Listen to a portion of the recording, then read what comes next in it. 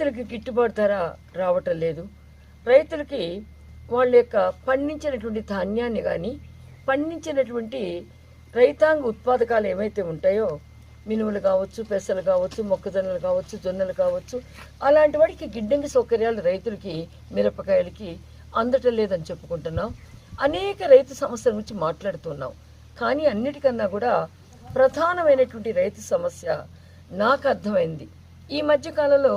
పుట్టుకతో నా తండ్రి వేరే రంగంలో ఉన్నప్పటికీ కూడా తాత ముత్తాతల నుంచి వ్యవసాయ రంగంలో ఉన్నవారు. నా సామాజిక వర్గం పూర్తిగా వ్యవసాయానికి సంబంధించినటువంటిది.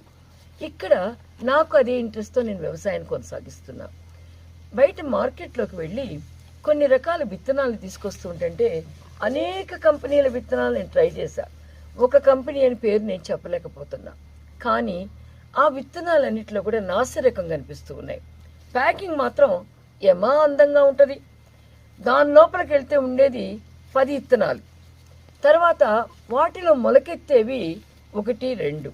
మనం ఈ మధ్యకాలంలో అనేక వార్తాపత్రికల్లో ఒక విషయాన్ని చూస్తుంటాం.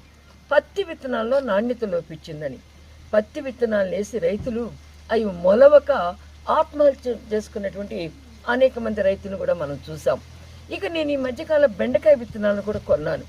ఎంత అన్యాయం అంటే, నేను 1/2 కిలో బెండకాయ విత్తనాలు కొంటే అది ఒక ప్రముఖ సంస్థ.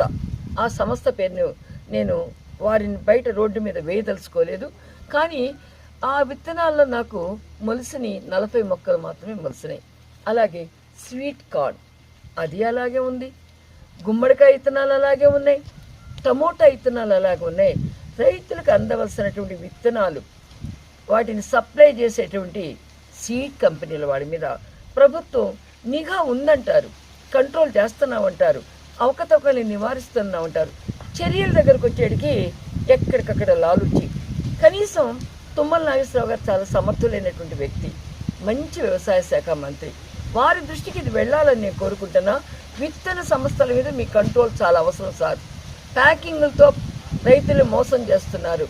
లోపల విత్తనాలు చాలా నాసిరకంగా ఉంటూ ఉన్నాయి. ఇలా ఉంటే దిగుబడిని ఏం సాధించుకోగలుగుతారు రైతులు?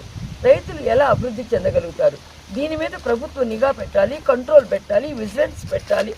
సరైన విత్తనాలని సకాలంలో రైతులకు అందజేయాలి. నేను ఇంకోటి కూడా చూశాను. వేరుశనగ విత్తనాలు, పత్తి విత్తనాలు, వాటితో పాటు శనగ విత్తనాలు, మినప విత్తనాలు, వాటితో పాటుగా పెసలు. ఈ అపరాలన్నిటిలో కూడా సరైన సమయంలో సకాలంలో రైతులకు అందటం లేదు.